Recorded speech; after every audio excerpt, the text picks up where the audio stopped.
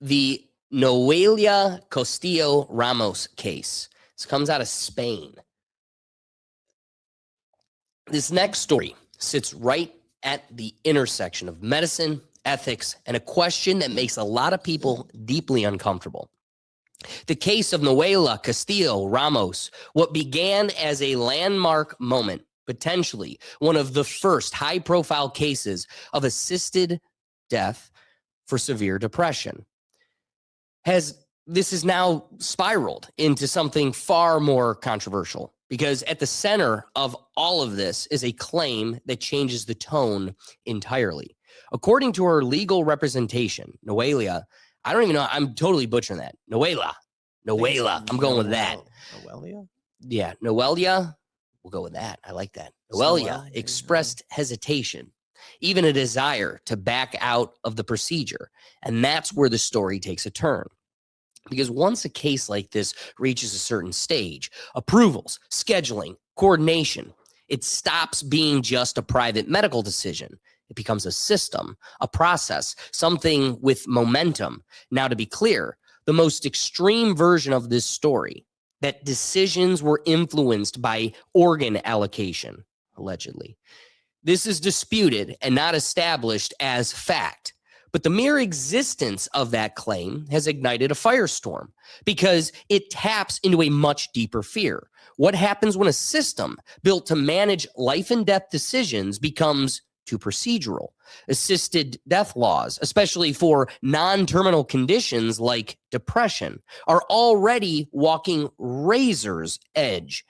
The entire framework depends on one thing: clear, consistent, voluntary consent.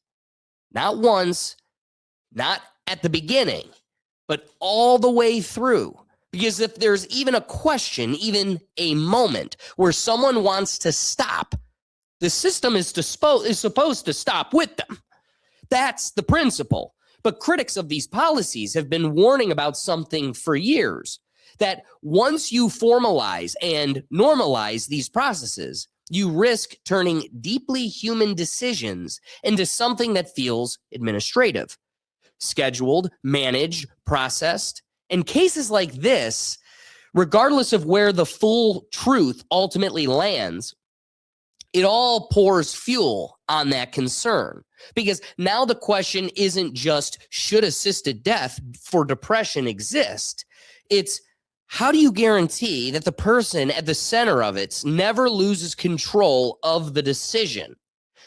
Not to doctors, not to protocols, not to systems that keep moving once they're set in motion. Because the line between compassion and detachment can get very thin very fast. And once public trust starts to erode in that space, once people begin to wonder whether every safeguard truly holds under pressure, it doesn't just affect one case. It affects the legitimacy of the entire system. So whether this case ends in confirmation, contradiction, or something in between, it's already done one thing. It's forced a very uncomfortable question back into the spotlight. So without further ado, we'll pull this apart here. Here is an interview of Noelia. Noelia? We're going with that. I don't know. Noelia. This is her, because again, this was like a newsworthy affair. This caught a lot of attention because this is the first assisted death for depression. Normally, it's terminally ill. Right. We saw this open the door in Canada, but we haven't really seen it gone into practice. Now, here's the really sad part of this story. This young girl was, I don't even know how to say this, assaulted by a gang, a gang of people, not just like one, is what I mean. Well, yes. I'm boom. I'm picking up a word that sounds like boom. Yeah. With a gang. I'm picking up what you're putting down, man. Good. Because I don't want to say it. I got it. All right, Good. Doug got it. I don't want to say it. I know Ricky got it. So the problem is that is so traumatizing that she couldn't live with it anymore.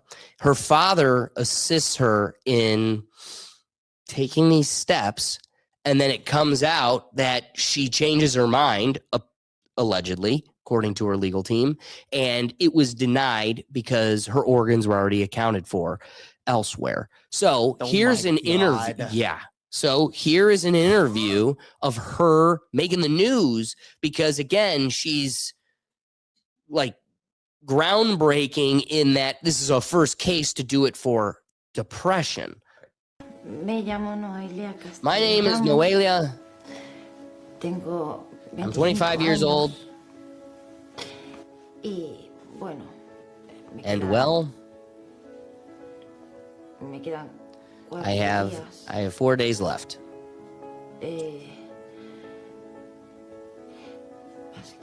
Basically, because on the 26th, they're going to perform euthanasia on me. Have you ever had any doubts about it?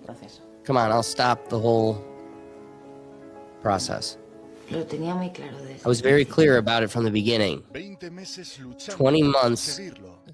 So again, that's the. Ooh, you got more interview for her.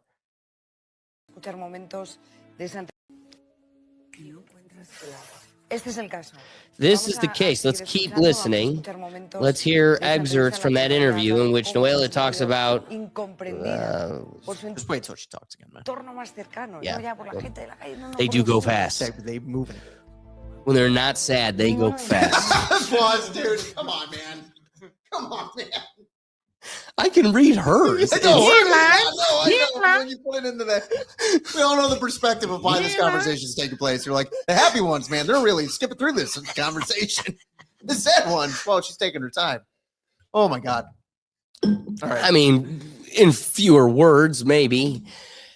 Anywho, in favor of euthanasia. Whoa. What are you saying, girl? None of my family is in favor of euthanasia, obviously, because I'm another pillar of the family. I'm leaving and you're staying here with all the, well, that went quick. Pain. But I think, and all the pain I've suffered for years, I just want to leave in peace now and stop suffering. Period. Hold on. Will did this. Period. And that's it. Wait, go back. What are you saying? Period.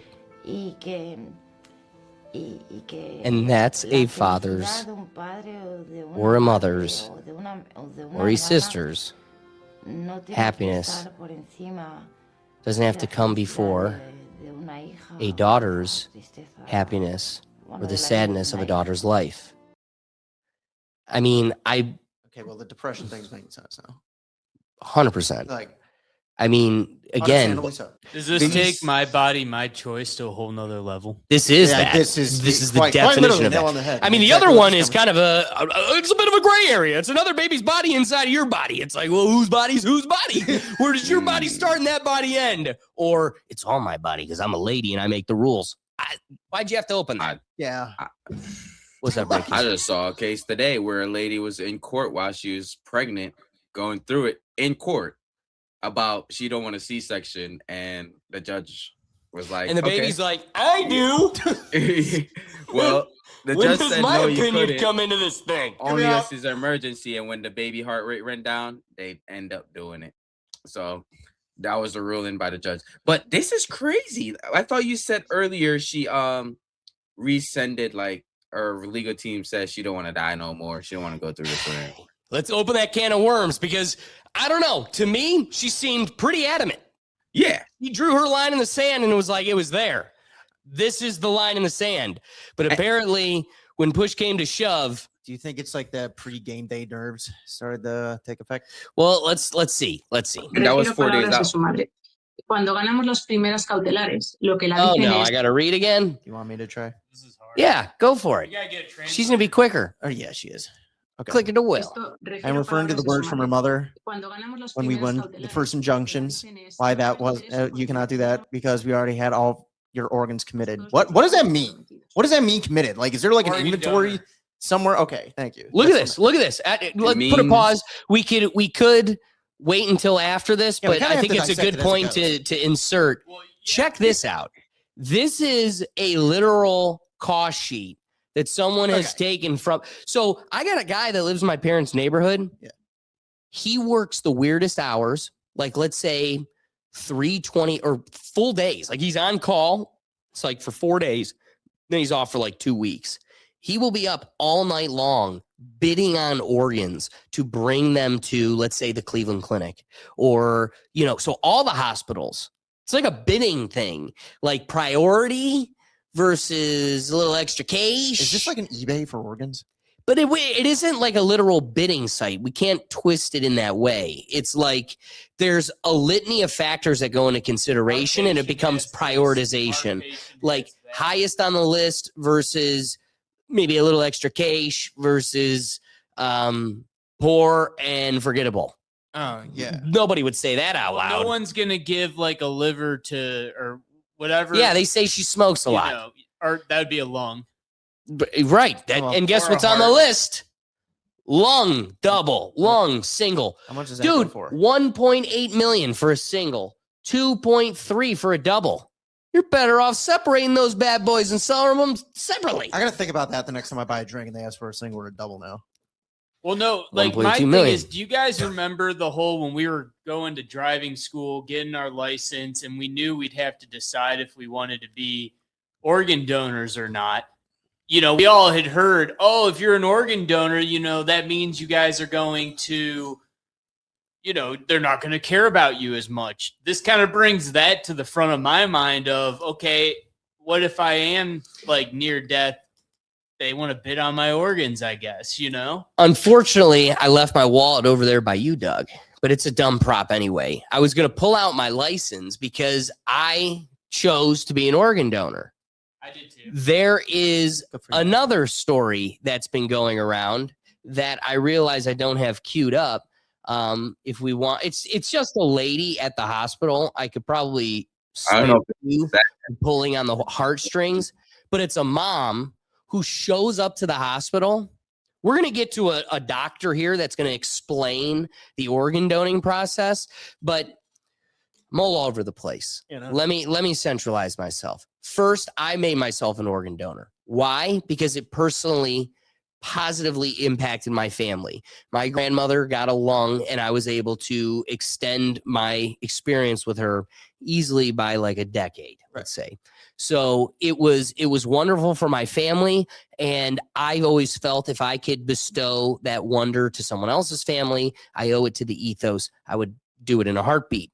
Now, a story that Ricky's indicating he had seen that I have queued up I could get it queued up if we want to watch it, but it's just a lady freaking out at a hospital as there's just lines of nurses like keeping her restrained essentially as she's confronting the fact that my kid was an organ donor, then took himself off the list, and it's not even on his license anymore, but they never officially removed him from the registry.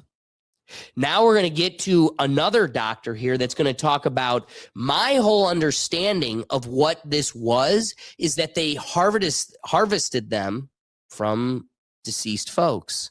This guy makes it clear you cannot take it from a cadaver. You cannot take it from a deceased body. Okay. They have to be alive. And so it's usually the comatose or people Exactly. that they're keeping alive on So ventilators. imagine a mother that shows up to a hospital. Her son has taken himself off the donors list, but was still in the registry. Her son is being kept alive in a back room with half his organs already harvested. Sit in that for a minute. I mean, how long does it take to update? Like, is that something we all should No, I think you're seeing the little loop-de-hole here is we got you to sign it once, and when the going gets tough, oopsie, he's already cut up in 10 pieces. Like, it's one of those, that's an intentional mistake. Allegedly. I'm a little conspiracy boy. But I'm going to go out on a limb and say that's 1,000% part of the scheme. Is once you're in, you're in. So I learned these stories. We're going to continue to unfold this dialogue here. And I'm going to go, yeah, I love that you did for grandma. But I think I'm going to remove myself from this bad boy. I don't know if it's going to be any good. As long as the next Is there a person way you drinks could like Bumbleberry. check if you How? You're You're going to go to the BMV and they're going to be like, it's not on your license. They're gonna look at you and be like, "Oh, this state auditor's website." Yeah. Something stupid like that. Exactly. Like, they don't have that there. And Well, that's you where work in it. state and will and everything is important too.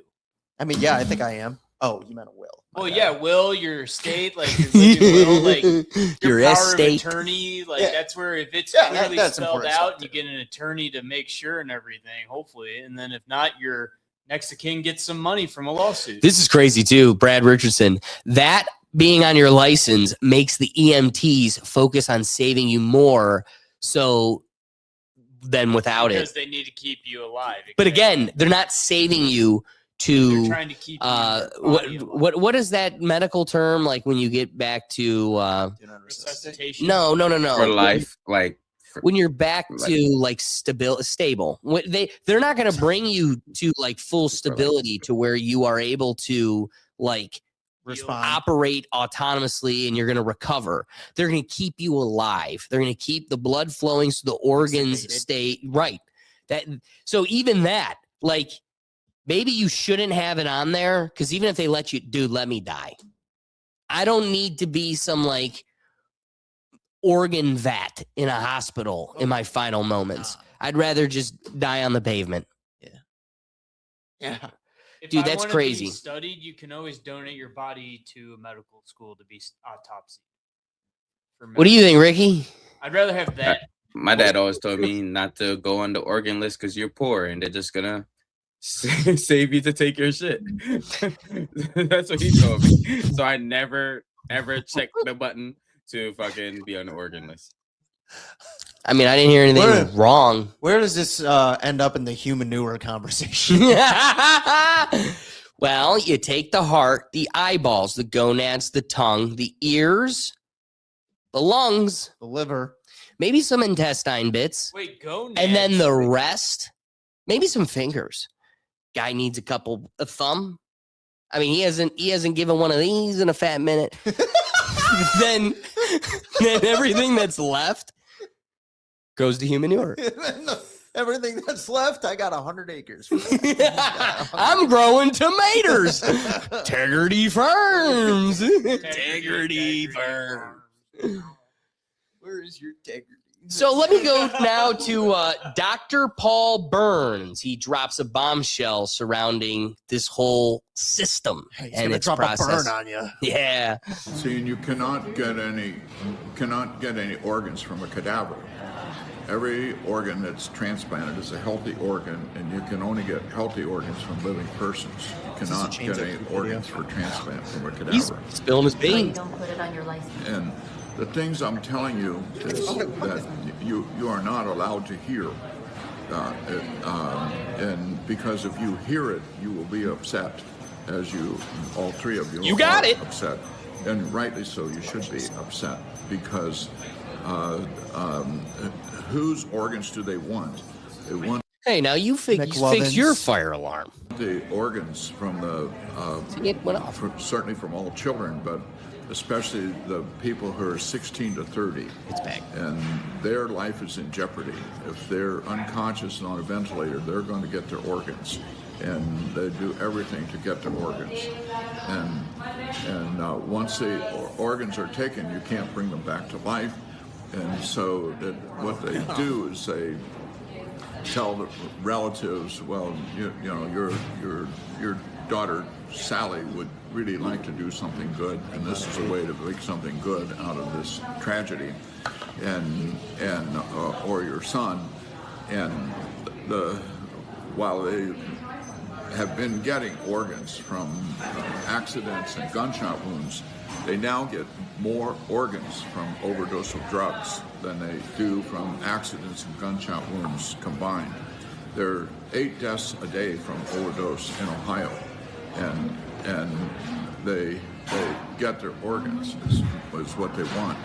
And so what are they doing? They're giving the policemen the Narcan to counteract the drug, which gets them into the emergency room, but it doesn't save their life. It gets them in the emergency room, and they still get their organs. And so... It's so diabolically disgusting. Oh, it really is. See, it's so bad. And I can't even... It's almost like they're invested in the epidemics, drugging out like your who gets neighborhoods. shots the most? See, my dad was onto something. You see, hey, I could be just riding in the hood and just bam, out of nowhere, just random. Look how much time you hear random shots. Ricky down neck, and they just keep me on the vent, keep pooping, so blood is circulating, clogging up. I'm just saying, bro. I'm just saying. He ain't wrong. And then money talks, man. At the end of the day, money talks, bro. So if they really want to put you in some shit and they know you're a match, that like, do y'all like go to blood bank and donate blood and stuff like that and put y'all blood in the system and stuff like that? I have, yeah. Of course. Call me a conspiracy theorist. I don't. If you met someone that needs it, Dude, you just dawned something on me. you might end Wait up. on, Doug. When you go, have you guys ever done that? I'm like, when the doctors ordered it once or twice, No. then you made me remember back in like high school, Yeah, in school. when they'd show up and it'd be like, you could get like 10 minutes away from your class and a free cookie. And I was like, cookies? I got like an hour away. You sold your soul for a cookie. I missed And a few dude, periods. As soon as he said that, I'm like, my kid blood, that shit's worth. That's Ellen DeGeneres crack. Dude, that was a cocktail for somebody. It was a cocktail. I literally made elitist cocktails for cookies. Epstein sold my blood. First off, that's the school picture catalog. Remember, they were like, oh my God, Ghislaine Maxwell's dad owns all of the school pictures that we all took, the company that did it. And they were like, they were shopping for kids. No, they were like, this is the blood I want. This is the blood I want. I want this one's blood. And then I was like, you said cookie. Dude, you thought you escaped that island by scuba diving, and they still got you. They got me at BBHHS, the Blue Ribbon School. They got me. Cookie. Cookie. Dude, They were okay, good let's be cookies. real. They were At good cookies. 17, 16 years old, any ultimatum with a cookie, you never thought twice. It was like, whatever it is, sure. It's balanced with a cookie. Unlist. How harmful can it be? Oh, But like his sugar is spiking as we're taking it. And literally, pick it. I was going to say Lindsey Graham's like, that's how I like it. Oh my God, dude.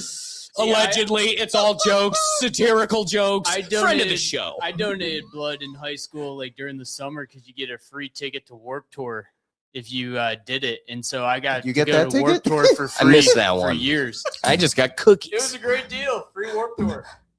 I would have gone to that. Yeah, it was awesome. I never did. No. Nobody got that. Doug haggles. Doug was being handed the cookies. Like, what else you got? Well, no, that's the other thing. You got more than 10 minutes. You just said you felt woozy. You'd get like as much time as you He is needed. right. Doug milked this. Doug's like, they were swimming in my blood too, but I milked it. I got more than I you. got I got double recess, 3 cookies, and a Warp Tour. I'm not even a rare Chemistry. blood type or the most healthy person in the world. Let them take it. I got out of chemistry and I saw My Chemical Romance. What did you get? Yeah, I did see My Chemical Romance. You're right. Along with The Day to Remember, Machine Gun Kelly, Chodo. Not Lincoln Park. Samson. They had problems with Chester. He was squawking. So Dude bad. was telling on the story. We were All right. So getting away with it. Speaking of Chester, back to Noelia. Yeah, Noelia was like, I was. I know that you put on the news and broadcasted to Spain. Speaking of That I was very the confident. most recent doctor you just brought on, what a buzzkill that guy is at every party. Just spilling his guts about hidden organs. I think it's a guy that's going. I'm next. Well, that or I have a front row seat to one of the biggest systemic issues. Somebody needs to sound an alarm. Yeah. Here we go. Brad Richardson, I've got really good blood. Moonshine running through it. Clean as hell. That is purifying. You might lose your eyesight.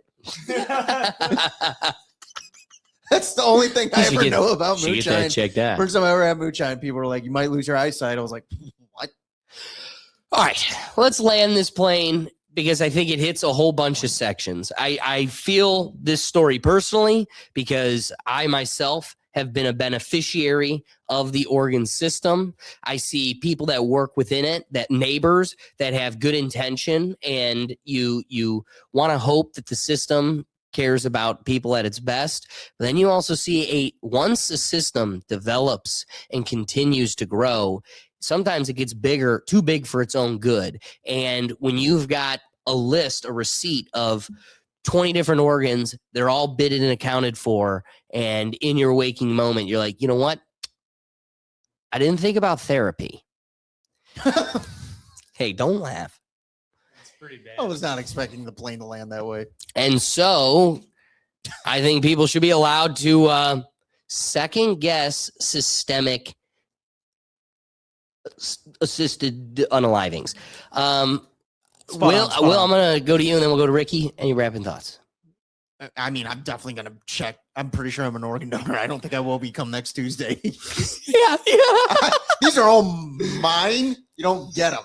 I don't care anymore. You could have got them if this was a fair game.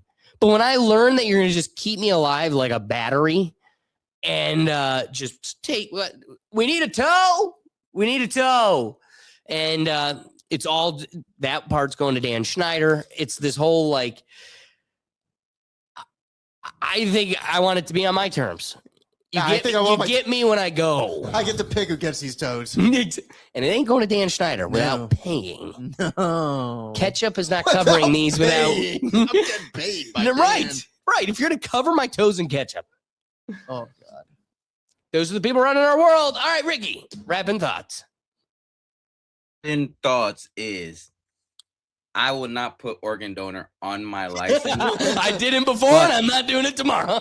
But if I'm like in a coma for over a year, I don't want to be there. And I already told my fiance, that's your get me will that off decides and that. you can do whatever necessary. If hey, I'm a wild boy, I had a wild life. If I have anything more valuable in me, they can have it after a year. I might get up on 364. I might get up. That's what I'm thinking. Before that, all hands off. And if it's 366, too bad. I agree. Too bad. I ain't make the shot. I ain't coming in time. That's all right. It was my time, bro. I'm with it. Doug, before I close it, anything you want to add? Everybody should make sure they have a will or power of attorney that they trust. That's my point of view right now. I trust me. Doug knows what he's talking about. It's forced a very uncomfortable question back into the spotlight. And it's one we don't really get to dodge anymore because this isn't just about one woman, one country, or one controversial case. It's about whether a system designed to give people control at the most vulnerable moment of their lives can actually protect that control when it matters most. Not when everything is calm and theoretical, but when emotions shift, when doubt creeps in, when someone hesitates.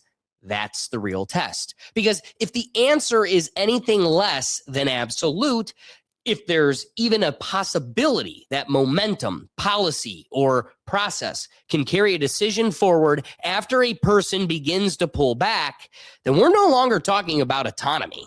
We're talking about something else entirely. And that's where this gets bigger than policy, bigger than politics. It becomes a question of trust that safeguards aren't just written down, but lived out.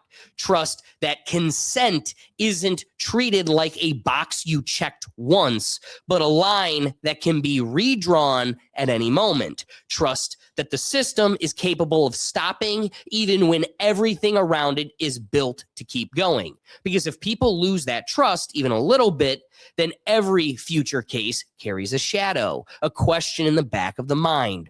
Will I still be in control if I change my mind? And if we can't answer that question clearly, confidently, without hesitation, then no amount of regulation, oversight, or good intention is going to be enough to hold this together. And that's what this case leaves us with. Not a conclusion, but a standard. One that any system dealing with life, death, and human vulnerability doesn't just have to meet. It has to prove over and over again that it never stops meeting it. All right.